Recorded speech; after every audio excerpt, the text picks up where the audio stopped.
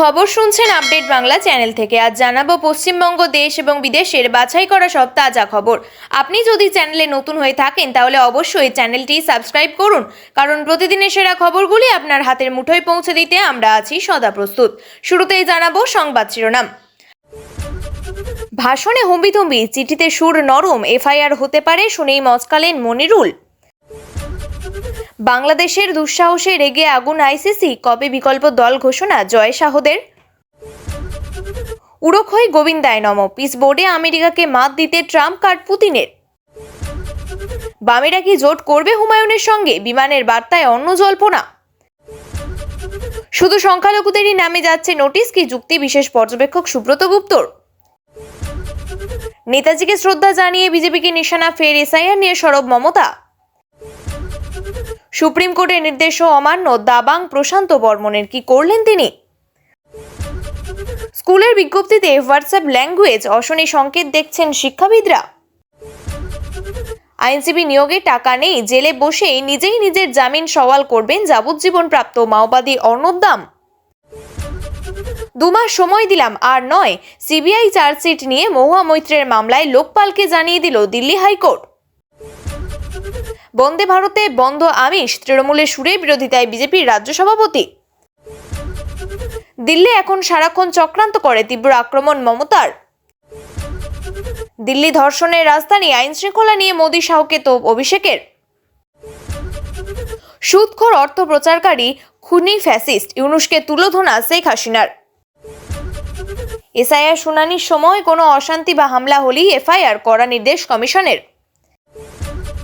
ফের লাল সন্ত্রাসের বিরুদ্ধে সাফল্য, ছত্তিশগড়ে আত্মসমর্পণ 9 মাওবাদীর। কেন নরম লাইন, অ্যাকশন নিতে হবে কমিশনকে, সুপ্রিম কোর্টে যাওয়ায় হুঁশিয়ারি শুভেন্দুর। পরাক্রম দিবসে নেতাজিকে শ্রদ্ধা রাষ্ট্রপতি এবং প্রধানমন্ত্রীর। আপনাদের কাছে একটা অনুরোধ রইল, আমরা প্রতিদিন চেষ্টা করি আপনাদের জন্য সঠিক, সংক্ষিপ্ত এবং নিরপেক্ষ খবর পৌঁছে দিতে। আমাদের এই ছোট্ট চেষ্টাকে যদি আপনার ভালো লাগে তাহলে দয়া করে একটা লাইক দিয়ে পাশে থাকার বার্তা দিন। আপনাদের একটা লাইকই আমাদের আগামী দিনের অনুপ্রেরণা। এতক্ষণ শুনছিলেন সংবাদ শিরোনাম, এবার জানাবো বিস্তারিত খবরগুলি। ডেডলাইন পেরিয়ে গিয়েছে, 24 ঘন্টা পেরিয়ে গিয়েছে। এই প্রতিবেদন যখন লেখা হয়েছে তখন পর্যন্ত ফরাক্কার তৃণমূল বিধায়ক মনিরুল ইসলামের বিরুদ্ধে কোনো এফআইআর দায়ের করা হয়নি। বহাল তবিয়াতেই রয়েছেন তিনি, বরং পাল্টা নির্বাচন কমিশনের বিরুদ্ধে এফআইআর দায়েরের হুঁশিয়ারি দিচ্ছেন তিনি। তার বক্তব্য, এসআইআর আবহে অনেক মানুষের মৃত্যু হয়েছে, অনেকে আত্মঘাতীও হয়েছেন। গণ এফআইআর হওয়া উচিত। মঞ্চ থেকে পাল্টা কমিশনকে চোখ রাঙানি শাসক বিধায়কের। এদিকে লিখলেন চিঠিও, চিঠিতে আবার সুর নরম। ইয়ারোকে লেখা চিঠিতে তার বক্তব্য, নির্বাচন কমিশনের প্রতি তিনি শ্রদ্ধাশীল, সংবিধান মেনে চলেন বেপরোয়া মনিরুল। ফরাক্কায় বিডিও অফিসে ভাঙচুর থেকে শুরু করে গত 14 জানুয়ারি দুপুরে ধুমধুমার পরিস্থিতি তৈরি হয় ফরাক্কার বিডিও অফিসে। তারপর মঞ্চ থেকে তৃণমূল বিধায়ককে বলতে শোনা যায়, মনিরুল ইসলাম যতক্ষণ রয়েছেন চিন্তা করার কিছু নেই, অনেক কথা হয়েছে, অভিযোগ করতে হবে, এফআইআর করতে হবে না। আর কারণ না, তোমার জন্য আদালত খোলা আছে, আমার জন্য আদালত খোলা আছে।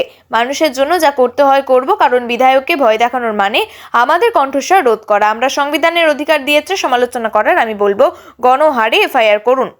যার শুরুটা হয়েছিল মুর্শিদাবাদের ফরাক্কায়, তারপরে চাকুলিয়া, সন্দেশখালী 1 নম্বর ব্লক, ইটাহার বিডিও অফিস কিংবা শুনানি কেন্দ্রে ভাঙচুর। কার্যত এটা একটা সংক্রমিত ব্যাধিতে পরিণত হয়েছে।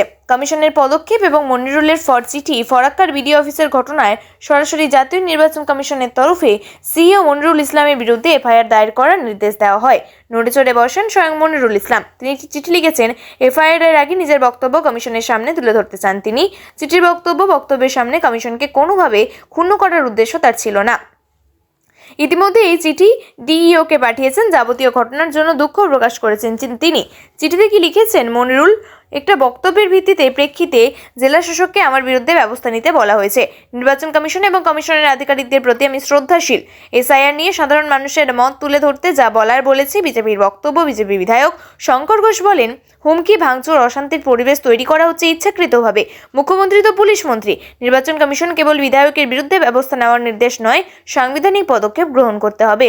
নিজেকে কি আইসিসির থেকেও বড় ভাবছে বাংলাদেশ?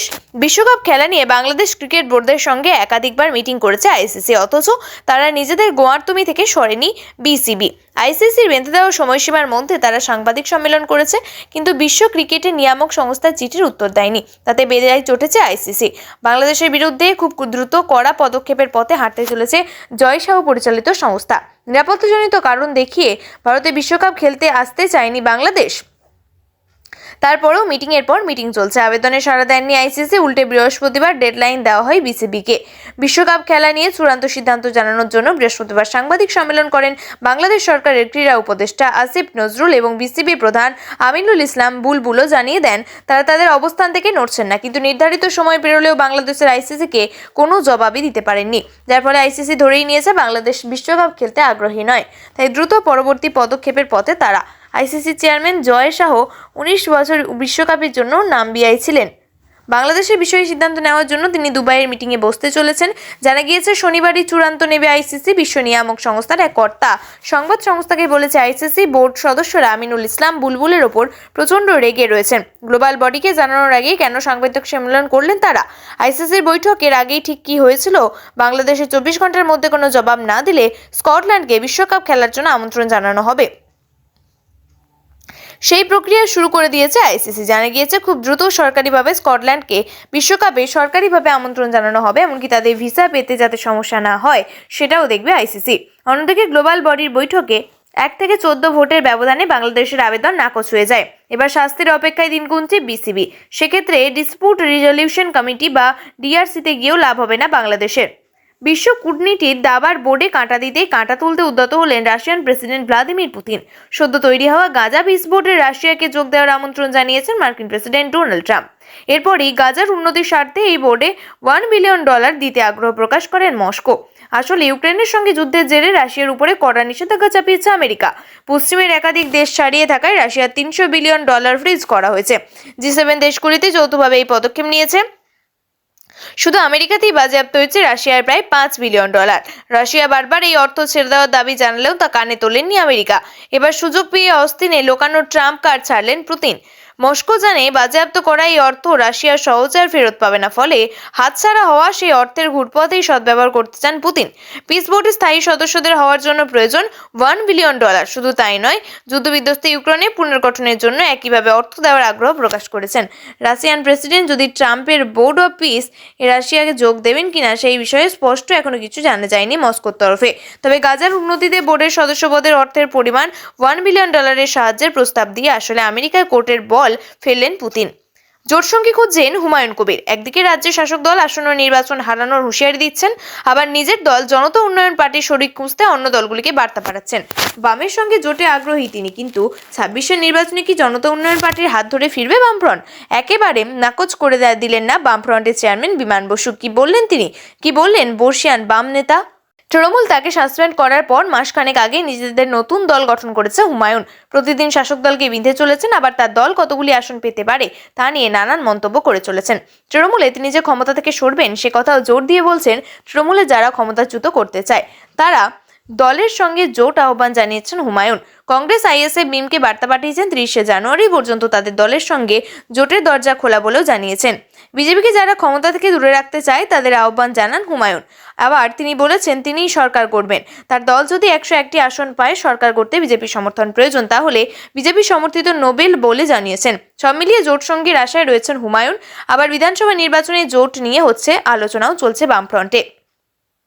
আইএসএ বিধায়ক নওশাদ সিদ্দিকী বিমান বসুর সঙ্গে কথা বলেছেন। এদিন বামফ্রন্টের চেয়ারম্যান বিমান বসু বলেন, বামফ্রন্টে জোট নিয়ে আলোচনা চলছে, এখনো বাইরে বলার মতো কোনো অবস্থা তৈরি হয়নি, তাই বাইরে কিছু বলছি না। নওশাদের সঙ্গে আলোচনা হয়েছে, তার মাধ্যম দিয়ে কথা বলেছে, এখনো সেটা আলোচ্য সূচিতে আসেনি। রাজনীতির কারবারিরা বলছেন হুমায়ুনের সঙ্গে বামেদের জোটের সম্ভাবনা একেবারেই খারিজ করে দিলেন না বিমান বসু, ফলে তার এই বক্তব্য নিয়ে জল্পনা আরও বাড়ল। অন্যদিকে অ্যালার্ট তৃতীয় জোটের আলোচনায় এখনও নেই হুমায়ুনের দল। আইএসএফ এর সঙ্গে বৈঠক এগালেও আলোচ্য সূচিতে নেই জেইউপির, তবে হুমায়ুনের জোট আহ্বানকে সপাট খারিজ করেছেন বিমান বসু। এসআইআর প্রক্রিয়া ঘিরে রাজনৈতিক উত্তাপ আরও বাড়ালেন রাজ্যের বিরোধী দলনেতা শুভেন্দু অধিকারী। নির্বাচন কমিশনের ভূমিকা নিয়ে প্রকাশ্যে অশান্তি জানিয়ে তিনি স্পষ্ট করে দেন, শুধু চিঠিতে চালাচালি করে আমরা পরিস্থিতি সামাল দিতে পারবো না, প্রয়োজনে কার্যকর পদক্ষেপ নিতে হবে, তা না হলে বিষয়টি সুপ্রিম কোর্টে নিয়ে যাওয়া হবে এবং হুঁশিয়ারি দেন তিনি। পশ্চিমবঙ্গে এসআইআর প্রক্রিয়া শুরু হওয়ার পর থেকে একাধিক অস্বস্তিকর ঘটনার অভিযোগ উঠছে। কোথাও বিএলও সহ সাধারণ ভোটারের মৃত্যুর খবর এসেছে, আবার কোথাও শুনানি চলাকালীন ভাঙচুরের ঘটনা ঘটেছে।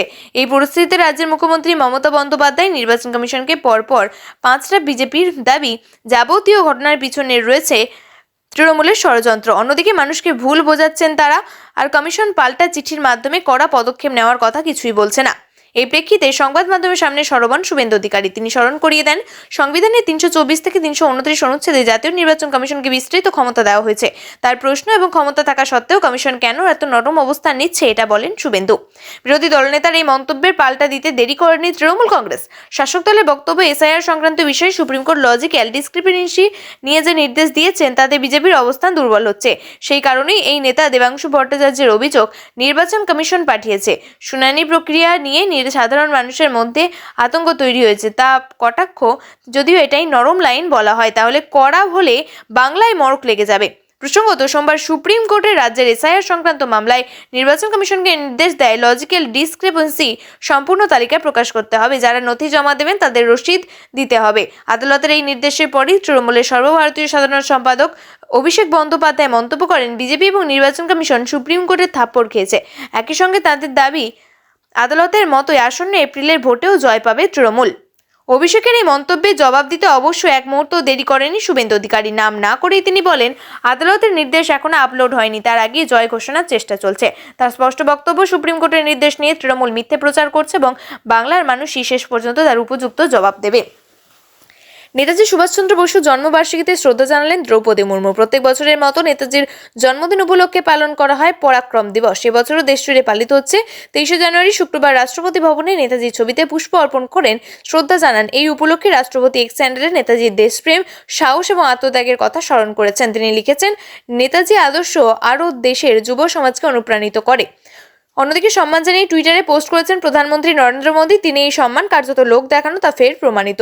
সারা দেশে এই দিনটিকে পরাক্রম দিবস হিসেবে পালন করলেও প্রধানমন্ত্রী এই উপলক্ষে কোনো সরকারি ছুটির ঘোষণা করে জানায়নি। নেতাজির পরাক্রম, দেশভক্তি এবং সাহসের প্রতি শ্রদ্ধা জানিয়ে তিনি লেখেন, নেতাজির জন্মদিনে সারা দেশে পরাক্রম দিবস পালিত হয়।